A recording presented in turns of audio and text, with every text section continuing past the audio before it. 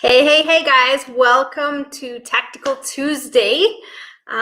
We've got a really awesome show today. We've got an awesome guest, Jim and Cherie Harbour, although Cherie is going to be joining us today. Jim's going to be hanging out in the background. But yeah, guys, Jim and Cherie are just like you and me. They are investors themselves. They've started from understanding that there's such a thing as RRSPs, but having no clue how to use them in real estate. How do you position it? How do you do it? Where do you move it? All that kind of stuff. So they went through the process themselves. And so they're going to share all their stuff today, what they figured out, why they like one thing over another. When do you know whether you use your RRSP or use your TFSA? They are Ignited members. They are rocking and rolling, and they've got some awesome stuff going on, some amazing projects, and they've really been able to transform their financial situation. So we're going to find out exactly how they did it. So I'm just going to give it a minute here. Sorry, I'm going to move this down a little. When those banners come up, then it's like, I feel like they're here. So, all right. So guys, if you're watching on YouTube and you haven't subscribed yet, go ahead and hit that subscribe button, hit the notification bell so that you find out. We get about 2 videos out every week now. So if you can believe it, they're not fancy, but they're good info, generally speaking. And join our Fearless Investors Facebook group if you have not already. And you can join us live for these and you can ask your questions. So today, guys, there's a lot of questions surrounding RRSPs. There's a lot of questions surrounding TFSAs. And the beauty of it is I have never had RRSPs and I have never had TFSAs. So I'm going to be asking Jim and Cherie, mostly Cherie, the questions as green as a lot of us are in what they are, how we can use them as investors. I have borrowed RRSPs as an investor and put them on as second mortgages. I have helped others lend theirs. But myself, I don't have any. So we're going to pick Cherie's brain and see what we can find out today. So who is excited, guys? Who's excited for this training on the ever confusing, ever a million answers topic of TFSAs and RRSPs? Throw it in the chat, guys. Heck yeah. If we're interested, if you're excited, heck yeah. I always love that. Hey, Todd. And Nicole. Good. I see a lot of people are saying they're excited. That's awesome. George from Halifax. Awesome. Angie from Saskatoon. Adele. Charlene. Oh, awesome. Victoria. Great to see everybody. Say hi as you come on. There we go. Heck yeah. Love it. Say hi as you come on. And if you're watching on the replay, let us know too. Just type in the chat replay. That would be fantastic if you can let us know when you're on here. All right, guys. So without taking any more time, because we got a lot of stuff to cover today, we're going to bring Cherie and Jim on. Jim's hiding in the corner, but Cherie, we're going to bring her on and get to know her a little bit and find out, awesome guys, I love the heck yes, and find out what we can learn from her. Again, having come from a place that we're all sitting in, I know, there's something we can do with these things. We just don't know exactly how to do it. So, alrighty, let me bring her on here. And there we go. Cherie, how's it going? Hey, how are you? I'm good. I'm excited for this one. As you know, a couple weeks ago, guys, we actually advertised, or maybe you don't know, but we advertised that we're doing a TFSA RRSP, thing. And then I forgot to set up experts for it. And I'm like, well, I don't know the answers to these things because it's not our forte at all. So we know how to borrow them, but we don't know how to lend them. And what people really want to know is how to lend them. So guys, if you guys are trying to figure out how to lend your RRSPs, how to, max out your TFSAs, or whether you should or not, and you have questions, throw them in the chat and we're going to try and get to as many of them tonight as we possibly can. So Cherie, let's start with you guys. Who are you guys? Introduce yourself for us. And can you tell us a little bit about how you got started in investing, period? Sure. My name is Cherie Harbour and my husband is Jim. And we are Ignited members and we've been with you guys for a few years now. And we love the community. We're so happy to be here. Thank you so much for making it such a great place to be. Now, when we started investing in RRSPs and that type of thing, that was when I was 17 years old, and I'm a long way from that now. So I've been doing it for a little bit. So we've been in the real estate realm since we were in our 20s, but not really investors per se until, say, a couple of years ago. We actually joined Keyspire and then found you guys, which was awesome.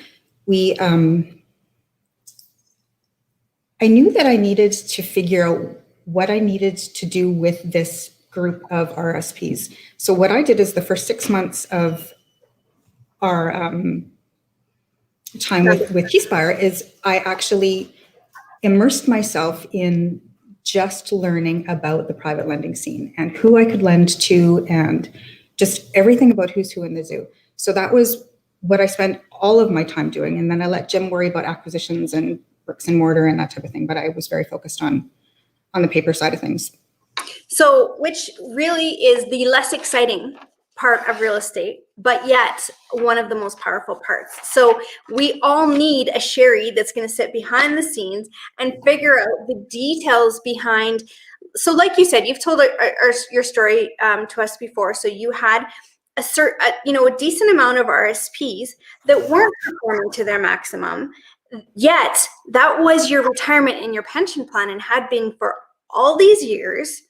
And when you found out that there was a better way to do it and an easier, faster, more profitable way to do it, you took the time and said, okay, 6 months, this is my job. I'm going to sit here and figure this out. So did you have TFSAs at the time? So TFSAs are relatively new.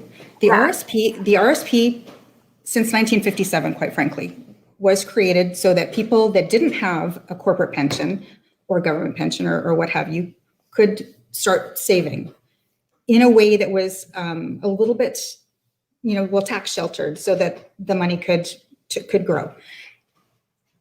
In 2009 is when the actual TFSA was introduced. So there was 20 years that I was investing in this thing called the RRSP because that was the only game in town. There was nothing else, and I come from a time frame where you did that whole thing. You bought your house, you paid it off, and you saved for retirement, and that's what I did since I was 17 years old. I put a little bit of money away, and that's what we're taught to do, right? That's right. What we're taught. The best way to secure our future is to do that. However, there is a better way. Okay, so you had RSPs, TFSAs were fairly new. When you started on this journey of trying to figure out what you were going to do with yours to maximize them and make them actually work better for you, did you have to learn what a TFSA was, or had you already kind of gone down that road? Oh no, I know what I've always known what a TFSA was. I just had the bulk of my money in this pesky thing called RRSPs. Okay. The RRSP was awesome because that's all that there was. But now that we've learned how taxation is going to work, like it's sheltered in its life, but at some point you're going to need to start drawing out of it. And when you start drawing out, you're taxed. There's a prescribed date that you must start taking your money out of the RRSP. It happens to be the age of 71. Maybe lots of us are going to retire before that, but we'll just talk about that date. When we turn 71, we have to start drawing out a percentage of our capital amount of the value of the thing. And we actually have to draw it down each year to basically it becoming worth zero. The difference between the RRSP and the TFSA is you don't ever have to draw down the TFSA. You don't ever have to take it out. You don't ever have to pay tax on it. It just can sit there. You can hand it over to your kids and it can still remain as an entire nest egg. So that's something else that I'd like to talk about. Yeah. Okay. So what we're going to talk about is the differences between an RSP or a TFSA. An RSP, we could also say RESPs and that sort of thing, registered funds, guys, that are tax sheltered. Okay. So where you don't have to pay the tax on it right now, but there is inevitably going to be tax paid on this money. Okay. So that's what we're going to encompass in RSPs for the purpose of today's discussion.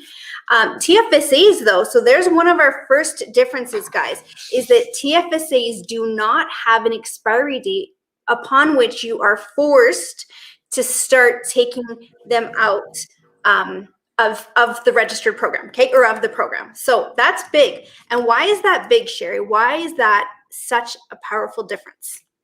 Okay, so when I had all of my RRSPs over at, say, the Royal Bank, I mean, I didn't, I've always had things in mutual funds and stuff doing okay. Knowing that, you know, my investor probably was making a lot more than I ever was, because he'll make his money whether I'm going up or going down, which, okay, fine. But if you think of the concept of having your RRSP, okay, what's an RRSP? What is a TFSA? What are any of these registered things? What are these registered accounts? They are vehicles. They're not investments. They're not a thing that you're going to use to invest with. They are just a vehicle, an envelope, a lunchbox, whatever. They're just something that you can hold stuff you want to buy to invest. It's basically a bank account. It just happens to be registered. The government keeps tabs on it. There's rules about it. You can't over contribute or you will get penalized. There's age ranges that, I mean, you can't invest until you have to get out of like, there's all these rules. So if you were just at a regular bank doing just a regular savings account, you could have your RRSP there making 0.5%, 1%, whatever it is. You could have your RRSPs buying stocks and bonds. You could have your RRSPs out in the lending landscape of real estate. There's any number of things that you can do with your RRSPs. There is a list of rules that revenue can't, like there's a list of types of things that you can buy. The whole idea about the registered account is that we're trying to save for a rainy day. The government wants us to save for our retirement. So they put rules in and they're like, this is the stuff that you can buy. It just so happens to be that real estate is one of the things that we can buy, which is very, very powerful. But getting back to the 1%, I could absolutely have my RSPs at the bank making 1%. And I don't know if, I'm sure a lot of people know this, but in investing, the magic number is 72. So if you take the rate of return that you're going to make, divide that into 72, the end result of that calculation is the number of years that it will take for you to double your money. So if you have $100,000 at the Royal Bank at 1%, it will take 72 years for you to double your money to get from 100,000 to 200,000. So in that scenario, we learn that we cannot save our way to retirement. Right. There is an environment in real estate that a lot of people get involved with, and it's the passive lending side. We lend to each other, and there is more of a going rate of, I mean, it's across the board for sure. It's like anywhere from 8 to 8, 10, 12, like whatever the risk is, whatever it is. But if we just called the median rate, say 12%, if we took the same calculation and said 72 divided by 12, that number is now 6. So that means that my $100,000 can double in 6 years to $200,000, and then can double again in 6 years to $400,000, and then can double again, and so forth and so on.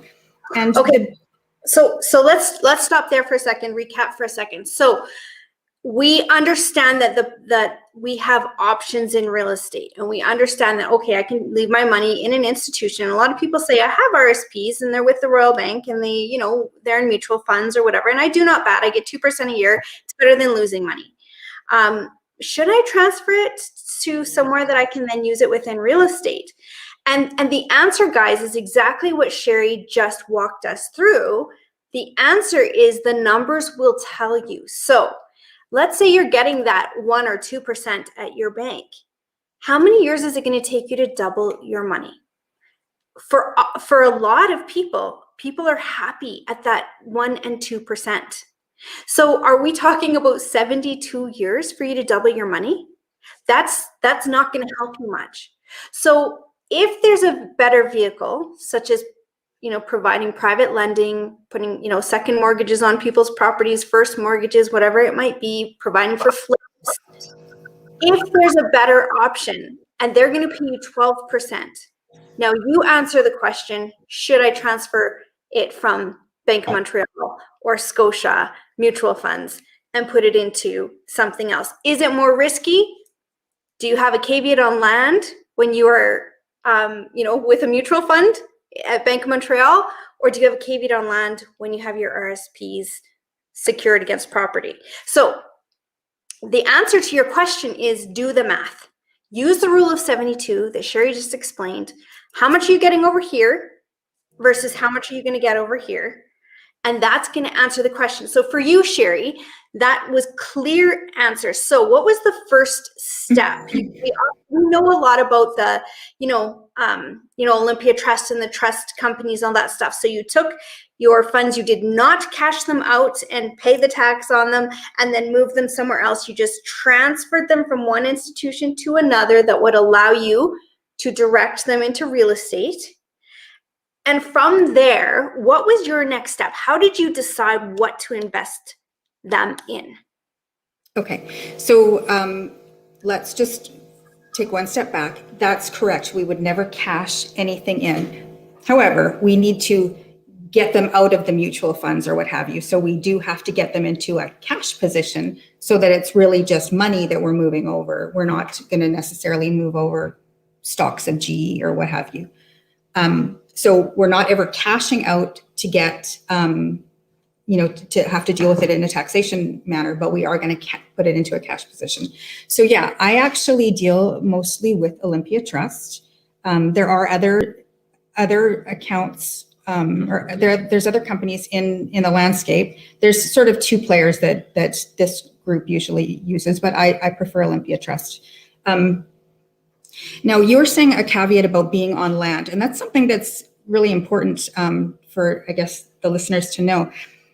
One of the rules about having an RRSP and being able to actually lend it out ourselves is there's some rules about the things that we can buy with them or that we can invest in.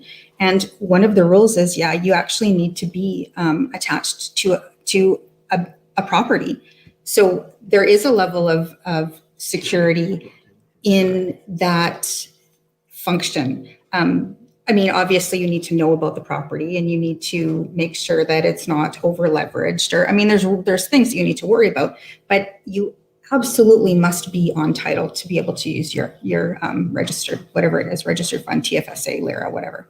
Which is beautiful. To me, that's a great requirement to be forced to have, because that gives you the most possible security that there is. So once you have like your money over at Olympia or wherever you're choosing to use as a trust company, how did you decide on the investment? Like where did you find the investment? What kinds of things do you look at when you're actually deciding, okay, now I'm going to take that money that I've saved for all these years, I'm going to put it into some private lending.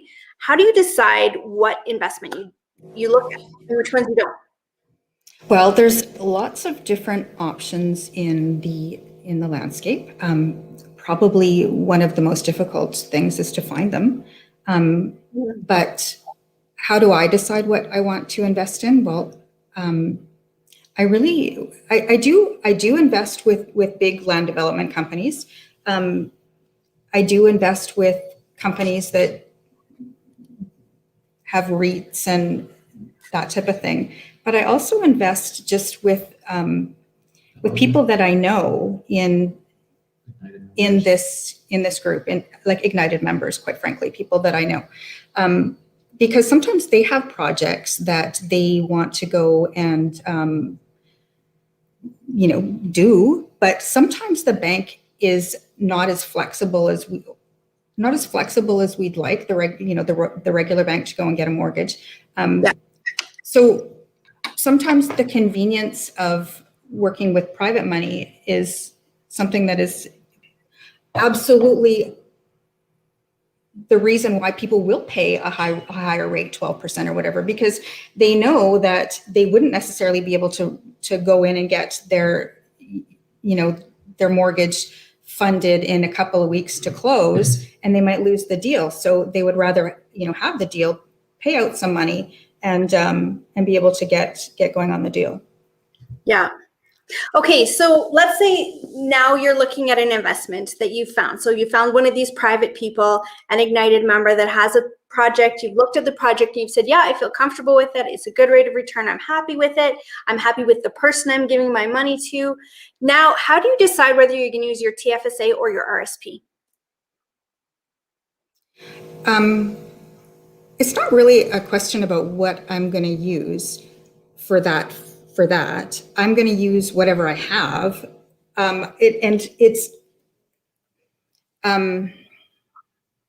If you were asking me, would I purchase an RSP or would I purchase a TFSA? At this point in my life, I think that for me, the answer is going to be TFSA, no matter what it is that is the background story for me. It might contribute to your RSPs anymore? Only for something very strategic, quite frankly.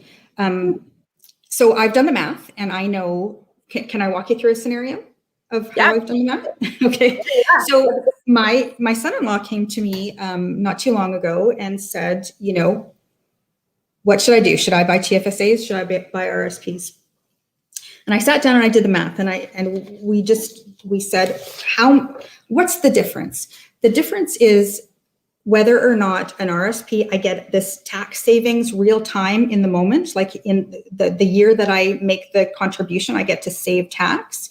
Whereas with the TFSA, there's no tax savings. You're buying your vehicle in after tax dollars in the TFSA, while it's before tax dollars with the RSP. So it's really sexy. Yeah. To have this tax refund in the year when you make this contribution. So my son-in-law, 25, he makes $100,000 a year. If I said to him, so let's put $10,000 away, what will that look like? So the math is this. He's got $100,000 in a salary. He buys his $10,000 worth of RRSPs. He gets a tax savings in the year of $3,300. He gets a tax return. He's got $3,300. It's in his pocket. Awesome. That $10,000, if we worked on it together and he now year after year after year lent it out at, say, 12%, you know what? I mean, obviously the stars have to align and there has to be no waiting. And I mean, sometimes 12% isn't day in and day out, but let's just, for this conversation, say that it is. And we know that it's going to double year after year. So it goes from, 10,000 to 20,000 to 40,000 to whatever. By the time he is 71, and the reason I'm using 71 is because that's when the RSP thing kicks in. Right. Maybe we're going to retire at 60, 65. Maybe we're never going to, whatever. It's just a conversation of math. So at 71, his $10,000 at 12% is like $2 million. Okay, so you're basically saying, yeah, it sounds amazing because we get a write-off if we do an RSP, and we think, whoa, well, we need the write-off. Whereas if we do a TFSA, we don't get a write-off. So it's like, oh, well, we want the write-off. But you're saying that's short-term thinking. And really, if instead you did a TFSA, didn't get your tax rebate or your write-off, but used that money in a tax-free environment where you'll never have to pay on that money, you're going to be better off.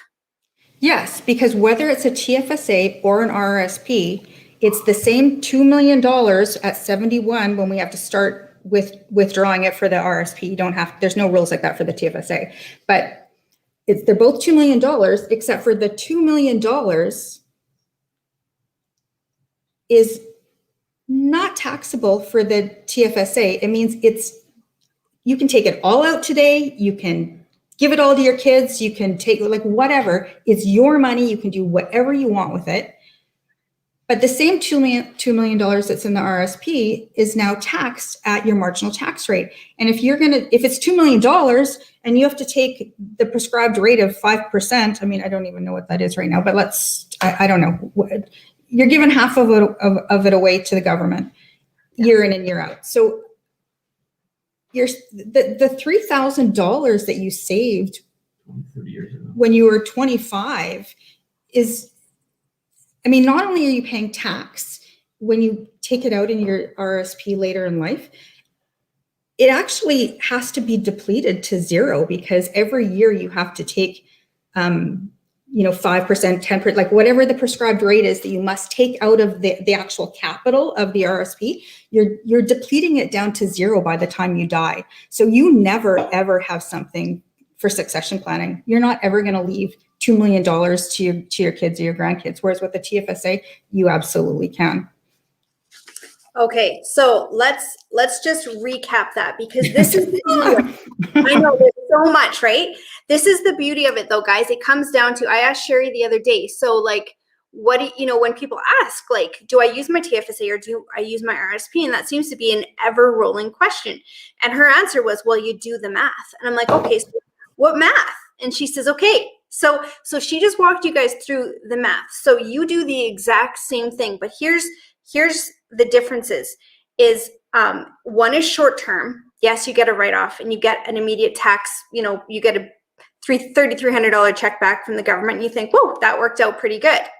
But remember, you're going to have to pay tax on that money later. And even at the least, it's usually, 20% tax rate, but probably it's more. So what Cherie's showing us is that, let's say you get the same rate of return because you invest in the same real estate.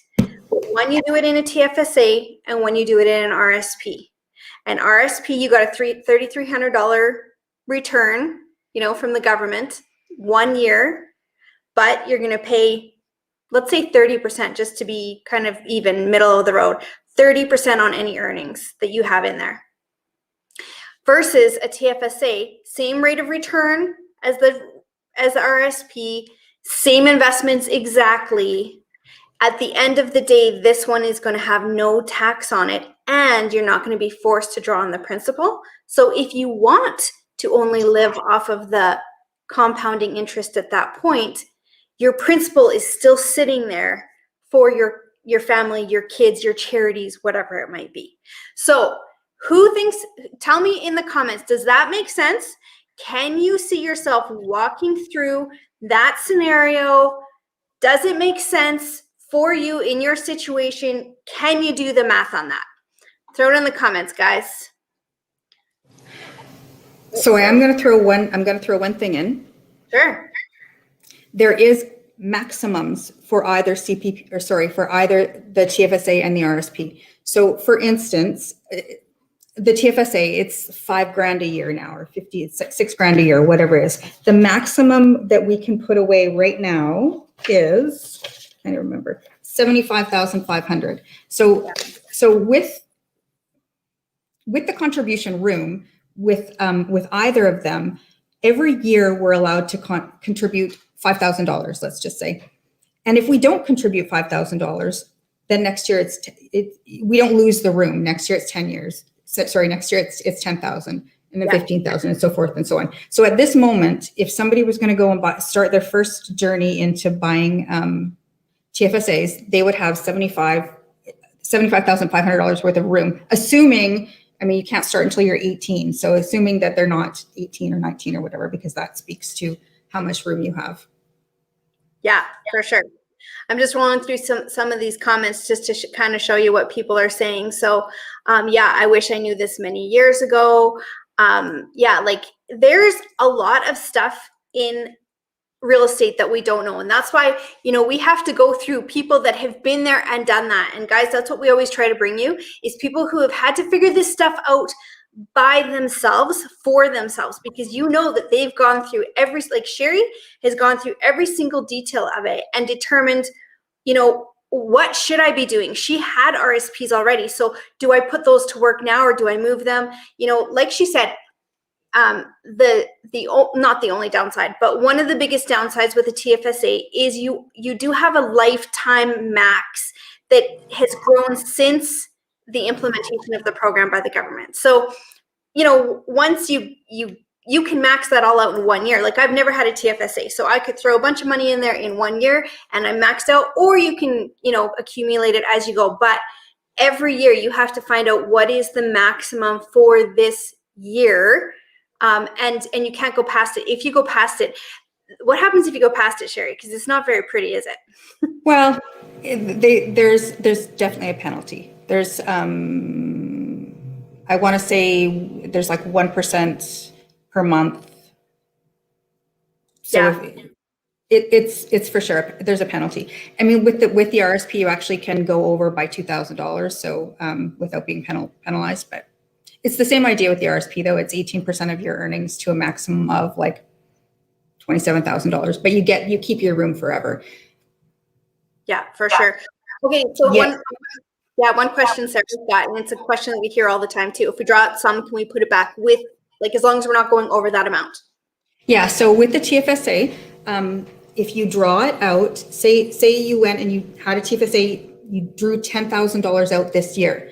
The room remains, but you can't actually put that $10,000 in until the next calendar year. So you don't lose the room, but there is a time delay. Yeah, perfect. So it is really important that when you start using it, you use it right, because like we've just talked about, if you go over, then the penalty is actually quite steep. Also, if you, like Sarah, if you did take out and use some of your TFSA and then you wanted to put it back in and you say, well, I had, $71,000 to do that in this year or whatever, and I'm not over that 71. But if you contributed in January of this year and then you put it back, you used it and then put it back in December of this year, it will show as if you did 2 contributions. And so you would show as being over that 71,000. So you have to wait until the following year. So lots of like little nuances, but at the end of the day, really interestingly, because the TFSA is a vehicle that is intended to help us to save, yet we can invest with it. So really it should be called an investment account in my opinion, but it allows us to have a savings account that we use to invest and yet not have to pay tax on it. So compare your tax rate to the write-offs that you're going to get and determine which one is right for you. We have a couple other questions. Is that okay for you? Mm. And obviously time is of the essence, so start as early as you can.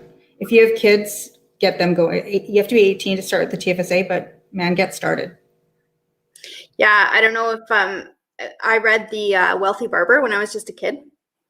And, he talks about how if you invest, I think it's $5,000, it's been a while now, it's $5,000 for 5 years from the time you're 18 until you're 20, what is that, 3? That's all you do is invest that. Back then you had to pay tax on it. So with this, there wouldn't be any tax on it, but you have $1 million by the time you turn, I think it was like 55 or maybe 60. And that's, again, if you did that same scenario, but within your tax-free savings account, now you're doing it tax-free. Cheryl asked a question and I'm just trying to find it, but I know what the question was. She said, I'm at the age where I'm starting, I'm 71 and I'm going to have to start pulling out that RSP. Should I transfer my RSP to a TFSA? And can that even be done, Cherie? You can't transfer. You can't. But I have all this money in RSPs. I actually do withdraw every year a little bit. They take 30% tax off at source, and then whatever I've got left over, I do put in my TFSA. So it's certainly not a transfer, but it is. You know what? There are strategies to get your RSPs out. Totally not part of this. It would take way longer than an hour to talk about. There are ways to do it, and quite frankly, you can cash them out. I have a few different investor friends that cashed everything out, had maybe an offsetting company that was in a loss position, and did whatever they did, paid the small amount of tax and got going, and knew that they were going to do active real estate as opposed to passive, and that they were going to be able to make up the difference. And I mean, there's strategies for sure. I want to have passive investments. That's what I want to retire on. I have a dollar value that I plan to have. And as soon as I hit that number, then that's my financial freedom day. And for me, it's in 6 years. And I know that when I hit that as long as I can still keep making 12%, I never have to touch it, and I never have to work. I never, and then my husband can just do his renos and do whatever he wants to do, but I can just do my side of things. So absolutely, it can be done. But so if her question was, can you transfer it? No, you can't transfer it. Should she take some out and put into TFSA? Well, she has to. If she's 71, she has to start taking it out anyway. So if she chooses to buy a TFSA and then invest further, awesome, whatever her situation is. So I think Cheryl, for you, the answer would be you're going to have to start cashing out your RSPs anyway, because that's mandated by the government. So you're going to have to start doing that. Now, whether you take that out and spend it, or take that out and then put it into your TFSA and invest it, is really up to you. But of course, if you were to put it into that TFSA and invest it, as you get more money into that account from your investment, that would be tax-free. So, it wouldn't be transferring it, but it would certainly be a good use of that RSP money that you are now starting to have to cash out. What about this question? I'm not in a high tax bracket just this year. So would it make sense to take out some money from my RSP in order to have some money, understanding she's going to pay tax on it, realizing she's not going to have, like, if she took out 50, she might have 25 to 30 to put in her TFSA. Would that make sense? And I know it's an individual question, but we'd love your opinion on it, Cherie. Yeah, absolutely. I do it every year as well. When I have a low income on paper, I do that. That is that exact same strategy. I mean, there's actually other. Yes, I would do that, and I do that. Again, there are other strategies as well, but I absolutely would do that. Yes. Okay, so Julia, it can make sense for sure. Do the numbers, like do your due diligence on it. If you need help with that, we can run through that in a laser session for sure. But it's just about the numbers. So for a lot of people, it does make sense. I was actually really interested to hear someone put a question in Fearless saying, hey, who do you know that's taxed out or cashed out their RSPs? And my initial answer is, well, most people don't cash them out. Most people just transfer them. But yet a lot of people answered and said, oh, I cashed them out and put them into real estate, and it's been worth me paying the taxes on it. I found that really actually quite interesting. So some people want to do more active investing. They do, and they're rock stars at it.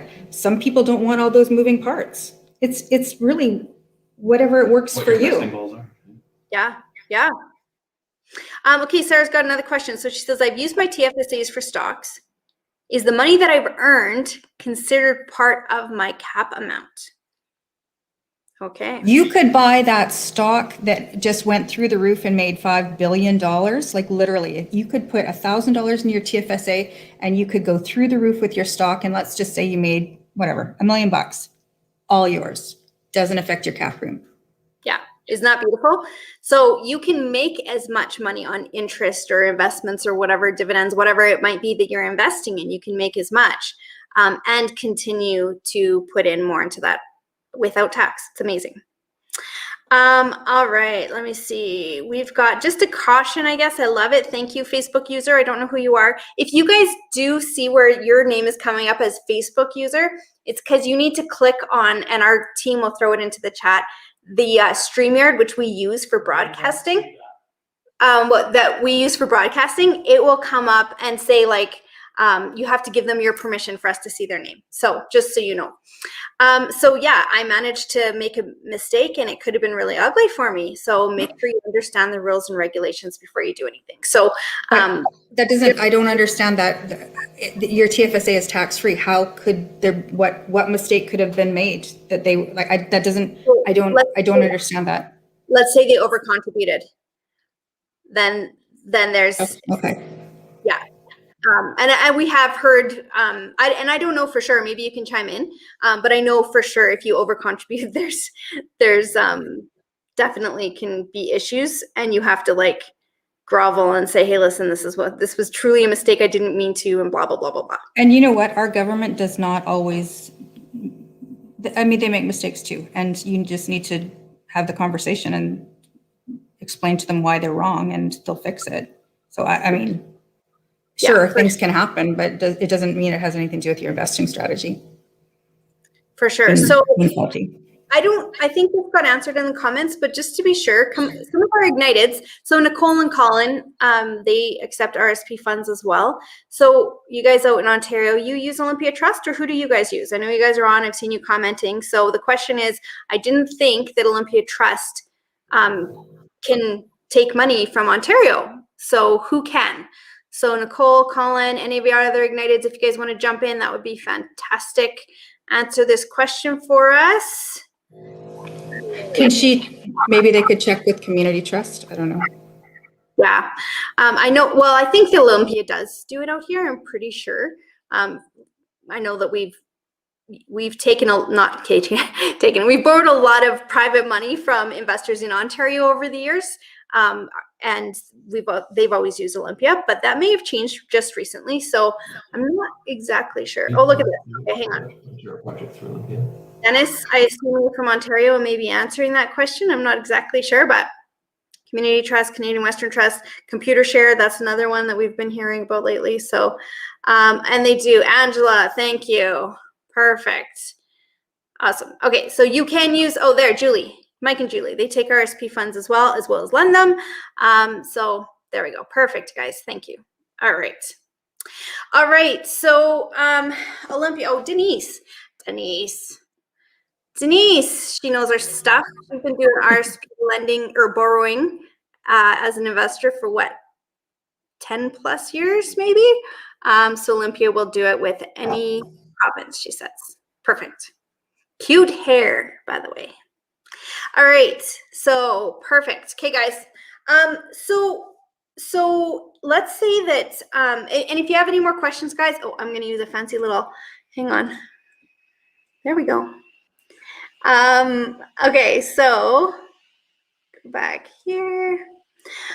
So you guys, if you have any questions, make sure to put it in the chat for Cherie. She'll help us out. When you're dealing with your TFSA and you're dealing with your RSP, we want to make sure that we're doing things right, because if we don't, it can go ugly. However, let's talk about the flip side of that, Cherie. Let's say it goes right, and let's say we find investments. Can you tell us a little bit about some of the investments, some of the structure of investments? I actually, you guys have one that's coming up, coming up even this summer. So what would a typical structure be for a safe investment that you would invest in with your own money, and how can that look for a private lender when it's done right? So like we discussed before, there is a safety mechanism in place with using registered funds. The government says that you need to be secured on title. So so that's going to happen when you're lending your registered funds. Do we have a project coming up this year? Yeah, absolutely. We're actually doing some land development on Vancouver Island in the city of Souk. It's an amazing community. It's just 35 minutes by car from Victoria, and it's like on the water, and they refer to it as the rainforest meeting the sea, and it's just spectacular. And it's really, it has always been like a farm country, like big acreages and that type of thing, but it's now getting smaller, and it's an amazing, it's sort of like the last frontier of affordable properties for people to actually get into. So, but that's actually ending pretty quickly. We bought 10 acres of beautiful property in the middle of town, and we're going to start subdividing, or not subdividing. We're actually going to be building 120 townhouses. So we're going to be creating this desperately needed stock of homes for regular folks, regular families. So we're super excited about that. So will we be accepting RSPs that will be secured? Yeah, we are. Okay, so from a lender's point of view, a project like that, what would be the benefits of them investing in that project with their RSPs or with their TFSA, whatever, which way they choose to go? What would be the benefits of investing with someone private like you guys? You have an awesome project coming up. There's other Igniteds that have awesome projects. But why would they choose to do that, let's say, over going with a big company, who, you know, a REIT or something like that? So if you were going with a big land development company, generally their time horizons can be like sort of 6.5 years type thing. So whatever investment that you're interested in getting involved with, you have to understand what you're what you're trying to achieve. If you're going to retire in 2.5 weeks, you probably don't want to take a 7-year project.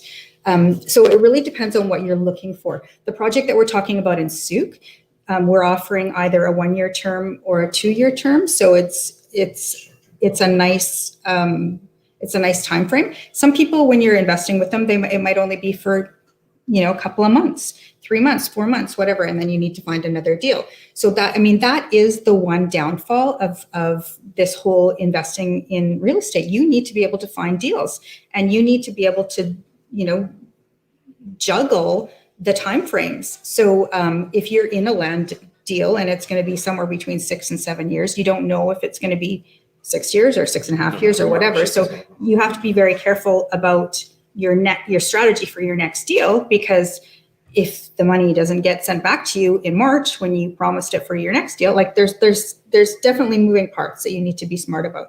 So the Souk deal is like 1 year or 2 years, so you actually know the time frame.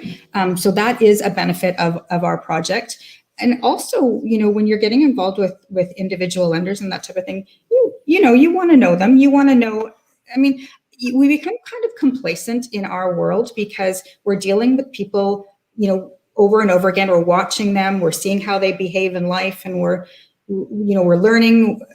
I mean, and you talk about this all the time about being a good human, and we do become complacent because we are all sort of like-minded that way, and we want to do the very best for ourselves, but for everybody around. And I would always say, know who you're dealing with. Obviously, just because somebody comes to you with a good deal that looks great on paper, I wouldn't necessarily say, go do that. I would make sure that I know who the people are and what they've done in the past, and has anything bad happened with any of their deals? Like I would always go and poll the audience and see what people have done in the past, for sure.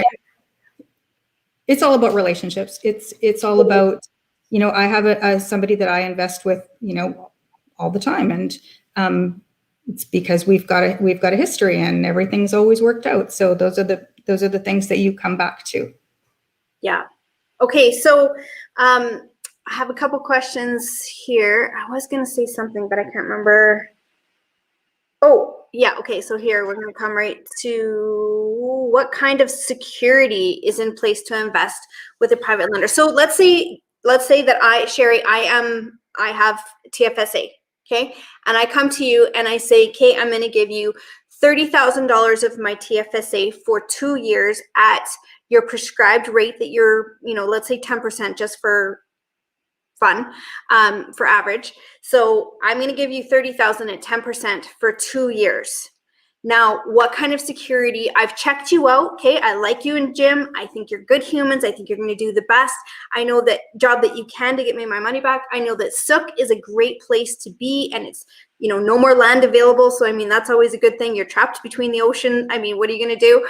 So these are all good things, but what actual, I can trust my gut, but I want to know, what actual security do I have as your lender that I'm going to get my money back? So once again, for you to use your registered funds, you absolutely must be secured on land. What does that look like? It's actually a mortgage. You are either in first, second, or third position. Now, generally speaking, so it's just like you being the bank. So if you're in first position, what does that mean? That means that if the place got sold, you would be paid out first. Second position, if the place sold, the first position person would get paid out first, and then the second, and then same with the third. So it could be anything. You could have first, you could have second, you could have third. It all depends on what's happening with that development. For the most part, banks, like the bank that is doing the financing, they're going to want to be in first position. So a lot of times when we come in with, like when we're borrowing from individual investors, usually that's going to take a smaller portion of, usually the full loan might come from the bank, and that would be usually in first. So usually we would be more like, a second or a third, but again, it's still secured to the property. It just, it does. And that's the beauty of it to me. I'll tell you right now, I am not, Cherie, I know you're not a risk taker either. And I am not inherently a risk taker. I am not one that just says, oh, I really like them and they promise me that they're going to get me my money back. Heck no, that is not how I sleep at night. So for me, a promissory note that says, hey, I'm going to pay you back because I'm a good person. Awesome. I want to believe you, but I'm still not going to sleep at night. However, here's the beauty, guys. When you're using RRSPs, TFSAs in order to invest through a trust company, it is government mandated that they have to have you on title. What that means is basically a caveat or a lien. So you have a caveat on that property. Like Cherie said, it could be a first position caveat, or it could be a second position caveat or lien, depending on the province you're in. But at the end of the day, they can't sell that land without the first position, usually the bank, being paid out, and then the second position, usually you, being paid out before any other funds are distributed. So you have as much security in this as a bank does. So for me, and for the question, the people have been asking that question, that is a very big benefit. All the touchy-feely stuff matters as well. My gut feel, if I wouldn't have dinner with you, Cherie, I'm not going to give you my money. I'm not going to. That's, yeah, for sure. But at the same time, I also want to know on paper. So, great question, Angela. Now I don't know if you know this, Cherie. If you'll know this question, it's a tough one. Can you invest? Do you know it? That's not my realm at all. Can you invest? Yeah. Okay. So Angela, that might be a question for, well, maybe Denise will know that actually, but that might be a question for Olympia or Community Trust. And in fact, you'd probably be able to find that just on their websites, because they have a list of, if it's a LIRA or this or that, whatever, all the different types of registered funds that you can use. So if a LIF is considered a registered fund, it should probably say so. So we'll leave that one. Let me see. How many more questions? Yeah, I love this answer, Elaine. If your accountant told you to do an RSP instead of a TFSA, you may want to ask another accountant. So not saying that they're 100% wrong, because it could be just based on your personal situation and they might know it better. However, I tend to agree. Peter Catini and George DB from BDO are amazing investor-focused tax accountants. And according to Elaine, they say nothing's better than tax-free. So maybe get a second opinion, Julia. That would. So earlier we talked about the strategy of this. We don't know that person's backstory. And for instance, I will be buying some RSPs this year. My husband actually cashed out a corporate or like a government pension last year. And there was a substantial cash portion, and he is paying a lot of that money in tax. So I'm actually going to strategically be buying an RSP this year, like whatever, 75,000 or whatever room he has, knowing that I'm not necessarily going to keep it in that RRSP forever, but just so that I can, it will offset the taxes in this year so that I can figure out what I'm strategically going to do in the future. So I'm not going to discount if the accountant said you should do this instead of that. I mean, maybe there's reasons we don't know about, and it absolutely could be a strategic thing. But, for generally speaking, in the long term, I do think that TFSA beats the RSP for sure. Yeah, and that's I guess the general thing is just get a second opinion. It's always worth it, Julia, for sure. But they may be right, but in most people's circumstances, they probably wouldn't be. But it comes down to doing the math, and for sure, get a second opinion. So you've got someone interested in your Sook deal. So how do they contact you guys? Sure. Drop us an email. I've got an email address for you if you'd like to put that up. I can't put it up because I'm too slow, but go ahead and shoot it. That's all good. So anybody can reach out to me, and it's my first name, Cherie, Cherie, at my first name, my last name, which is CherieHarbour.com. So Cherie at CherieHarbour.com. Or we have an email for this particular project. Our company name for this project is 5 Oaks Land Development. So the email that I set up was 5oaksland@hotmail.com. So it's FIVEOAKSLAND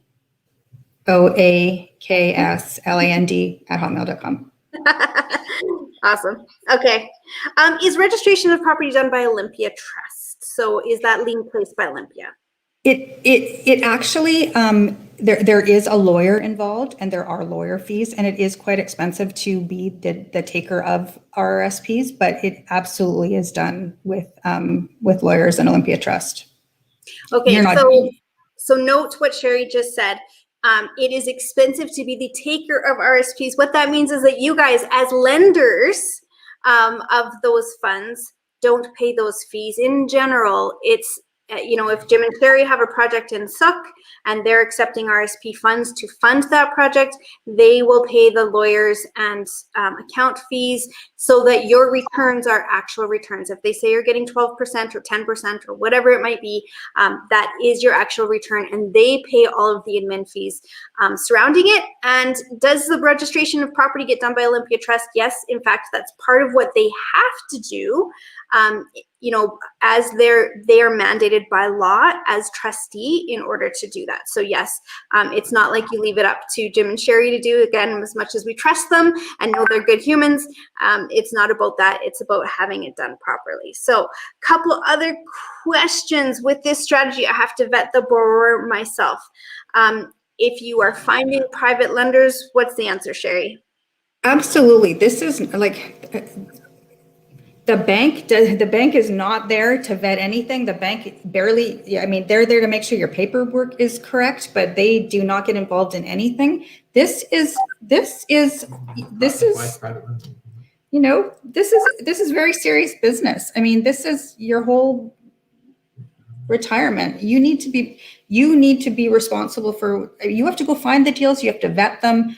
Absolutely. This is absolutely the responsibility of the person that's doing this. That's why the returns are like they are. You could have your money at the Royal Bank and they'll do it all for you, but they're also going to take a very big portion of it. So this is more for people that are wanting to take control of it.